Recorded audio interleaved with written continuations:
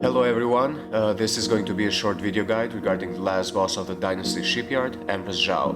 I'm only making this video because I've seen many people who I queue up with usually are stuck on this boss, and it feels like I could help a few people get through it, so let's break this down.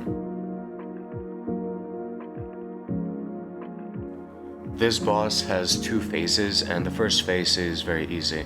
Her attack pattern consists of 4 attacks, and all of her attacks get telegraphed by these pink particles. I'll go into more depth about this in just a second, but the general gist is that if you're in those particles, you got like 1 or 2 seconds to get out of them before you get damaged. One of the attacks is an AoE around where she summons a dragon that spins and deals a lot of damage. Melees need to be aware of this and dodge this since they're the ones usually in danger. The second attack is a pulsating wave that originates from her and expands in ripples up to a certain distance. Melees need to dodge into this or out of it, as long as they time their dodge to iframe the impact. This might take a little bit of practice, but it's easy to pull off after a while. Same thing goes for ranged DPSs, but they can also just stay out of its range and not having to deal with the dodge at all. The third attack is a fire breath attack. This one is very easy, as all you need to do is just run away from the particles the moment they appear. Very simple to dodge, and to make it even easier, the tank can face the boss away from the party the whole time, and they just have to block. The fourth attack is not telegraphed by particles, but instead of a line which will follow a player.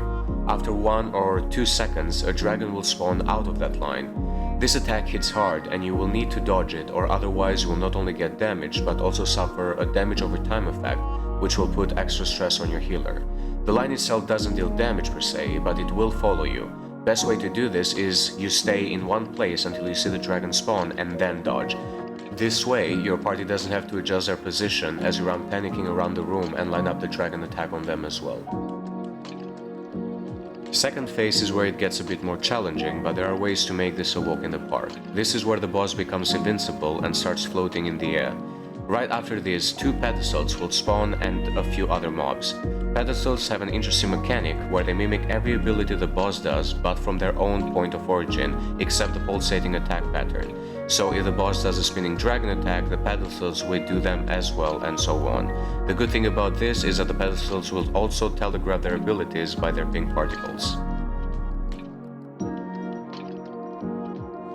Gather the mobs around one pedestal of your choice, preferably the closest one to you, and throw everything you got to burst the pedestal down as soon as you can as a party. Meanwhile, make sure you keep an eye for the pink particles and position as necessary. After the first pedestal is down, do the same for the second one that is still on the field. When both pedestals are destroyed, then the party needs to split into 2 groups and gather on the northeast and southeast corners respectively. The squishes need to go on one side and the mid shields on the other. Which side they go on is not important as long as they separate.